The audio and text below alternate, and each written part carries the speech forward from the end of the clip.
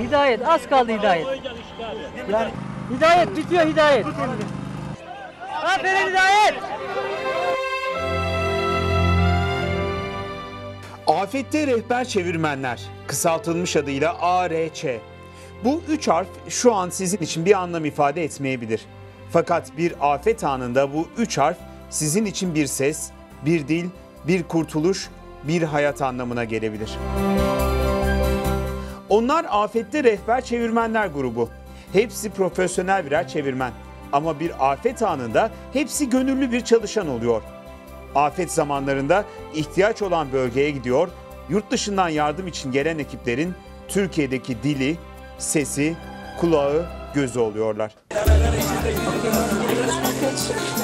You are giving the package, right? Okay. Now you can give this to the woman. Arç 1999 depreminden sonra birçok arkadaşımız İzmit, Gölcük bölgesine gitti ve kendi başlarına çalışmaya başladı. Orada yardımcı olmaya çalıştı. Ve bu sırada pek çok sorun olduğunu gördü çeviri anlamında.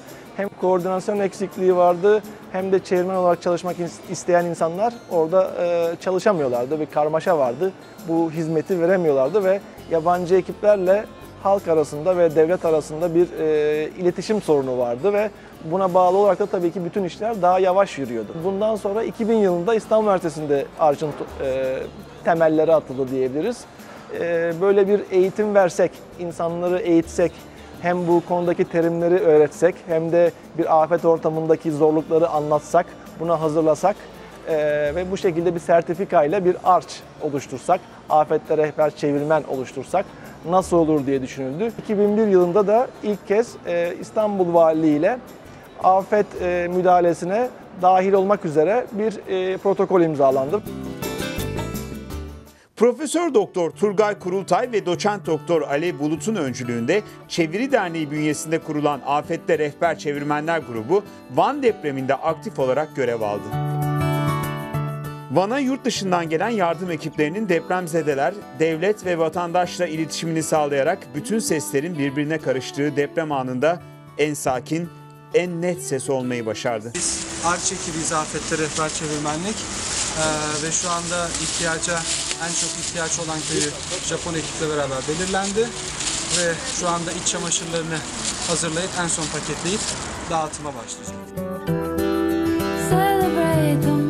Arç'ın görevi depremden sonra Türkiye'ye ulaşan yabancı ekiplere iletişim hizmeti sağlamak. Aynı zamanda hem devletle hem de vatandaşla veya halkla iletişimlerini sağlamak ve koordinasyonlarını sağlamak. Aslında tabii afet müdahalesi son derece karmaşık bir iş. Yani yurt dışından 70-80 tane, 100 tane ekip geliyor en azından ilk başta birkaç gün içinde. Bunlar nereye gidecek, nerede çalışacak, bunlara hangi yerler gösterilecek gibi pek çok şey var cevaplanması gereken. Arç bünyesinde en çok konuşulan diller diyebileceğimiz İngilizce, Almanca ve Fransızca var. Arç'ın bir benzeri dünyada yok aslında.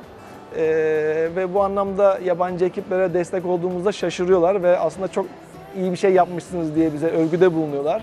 Ve hatta son Van depreminden sonra burada bulunan bir ekipten bir üye Japonya'da benzerini yapmak istediğini söyledi ve bizden bilgi aldı. Sesimi duyan var mı? Afette rehber çevirmenler görevlerin birbirine karıştığı ama birçok işin sahipsiz kaldığı afet zamanlarında büyük bir açığı kapatıyorlar. Yardım için gelen yabancı ekiplerin afetzedelere daha çok faydalı olması için onlara bir nefes oluyorlar. Sesimi duyan var mı çığlığını en doğru zamanda onlarca dile çevirerek fark yaratıyorlar.